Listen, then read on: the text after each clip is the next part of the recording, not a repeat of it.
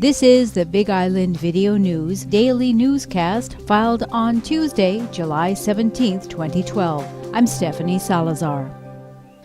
On Thursday, the Hawaii County Council meets in Kona, where it will consider a veto override for a handful of high-profile bills that were given the thumbs down by Mayor Billy Kanoy. The mayor recently vetoed Bill 256, a substantial revision renaming the Geothermal Relocation and Community Benefits Program, eliminating the community benefits in order to mitigate the alleged public health and safety concerns of those living near the Puna geothermal venture plant. It also would have prohibited the resale of homes acquired by the county through the relocation program in order to create a buffer between the geothermal plant and residential properties. It doesn't make sense that if you're moving someone on because of a health purpose, why would we move someone back in? The bill was introduced by Council Chairman Dominic Yagong, and the readings of the measure were some of the most heavily attended council meetings this year. But it's a constant thing when I'm staying at my home. It's hard to get up sometimes in the morning. And then the dizziness when you get up out of bed. And when I'm not at home, I don't feel that. In his veto message, the mayor said it was unnecessary to tamper with the Relocation and Community Benefits Fund because a different program, the Geothermal Asset Fund, can pay for all needed public health and safety projects. The mayor also says the bill results in increased costs and decreased revenues for the county and has legal and technical flaws. Another geothermal-related bill introduced by Yagong that got the axe by Kanoy, a mandate that the County Civil Defense Agency prepare an emergency response and evacuation plan for PGV, Puna Geothermal Venture, due back to the council by August 1st. The issue was debated during a recent mayoral forum in Hilo between Yagong, Kanoy, and former Mayor Harry Kim, who was at one time the head of county civil defense. And when I read that there's no emergency evacuation plan, I hope somebody calls me because I'm going to tell them where it is on the shelf. And it's still there. You mentioned, Chair Yagong, that there is no evacuation plan for Puna, but Harry Kim says there is. Mayor Kanoy, you're the titular head of Civil Defense. Do we have an evacuation plan if we need one for Puna? We have evacuation plans for every emergency for Hawaii Island, hurricane, tsunami, and including geothermal, any other natural disaster. Ladies and gentlemen, the evacuation plan that Mr. Kim is talking about, he's correct. I have a copy of it. The thing with that plan, though, it's not adopted. And the second thing is the people don't know anything about it. A plan is only a plan if the people know exactly what to do in case of emergency. The mayor also disapproved of another one of Yagong's ideas, Bill 262, which would have applied any fund balance in the county's budget at the end of the fiscal year in excess of $5 million to the post-employment benefits account, the infamous Gas B 45 that the two leaders were arguing over. Again, from the recent mayoral forum in Hilo. Very irresponsible, last-minute legislation that has no support by any fiscal managers, policymakers, actuaries, or bond underwriters anywhere in the country. When that proposal surfaced, people called from the East Coast said that threatens the County of Hawaii's fiscal stability and excellent credit rating. And a lot of accountants called me and says, Dominic, what you're trying to do, what you're trying to accomplish is the right thing to do. Because all accountants know it's easy to say no. It's easy to lay it on the side. And when you do that, folks, all you're doing is putting the burden on the future. There is no actuaries or bond underwriters that would support that piece of legislation, and I'd be glad to listen to them, Sherry. The county council will need to muster a supermajority vote in order to overturn the mayor's veto, which is doubtful because the bills narrowly passed in the first place. Not all of Yagong's high-profile bills have been vetoed by Kanoy.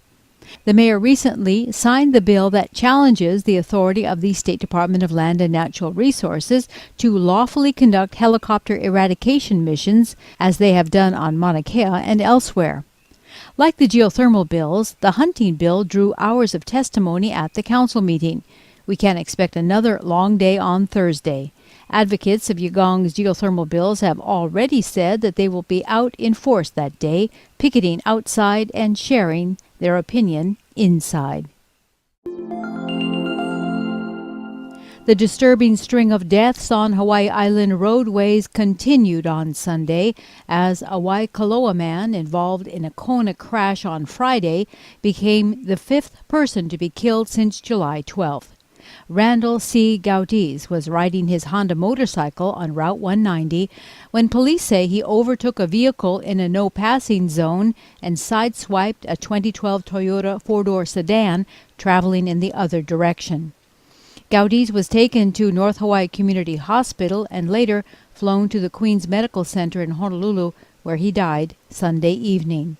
Police are now saying that 2 people have died following Friday's truck versus motorcycle collision at the intersection of Highway 11 and Kalamalani Place in Captain Cook.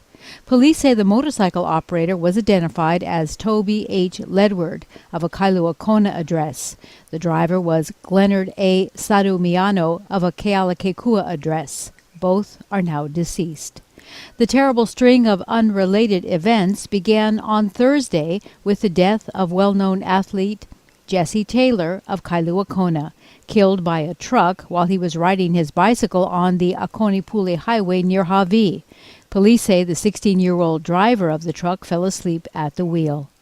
And Christopher Landers of Waimea died on Queen Kaahumano Highway near Kiholo that same day when a Ford F-350 pickup truck blew a tire and crashed into Landers' 2002 Ford Ranger.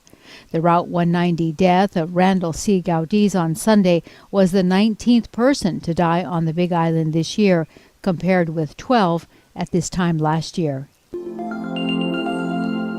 Big Island police have charged a 63-year-old Hilo man in connection with a confrontation on Friday that allegedly happened in a Hilo home. Joseph Werner Leong was charged with 1 count of first-degree burglary, 1 count of first-degree terroristic threatening, and 2 counts of harassment. Leong was released from police custody after posting $5,500 bail. Leong is known about town as Coconut Joe, weaving baskets and hats from coconut fronds for visitors in Hilo. We interviewed him in 2009 about his talents.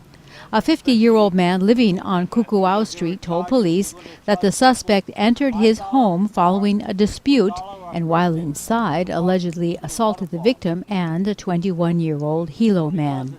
Neither victim sustained any injuries during the confrontation. Big Island police also say they have arrested and charged a 32-year-old Kea'au woman with 6 offenses in connection with various financial crimes that allegedly occurred in Hilo. Levon Ke'ala Kahe'e was charged with 2 counts of second-degree forgery, 1 count of second-degree theft, 1 count of second-degree attempted theft, and 2 counts of second-degree identity theft. Her bail was set at $90,000. A business on Kanoelehua Avenue in Hilo apparently called police after Kahe'e had allegedly tried to cash a check that was stolen from a residential mailbox in the Leilani Estate subdivision in Puna. Police allege that Kahe'e also cashed another stolen check at the same business on a previous date.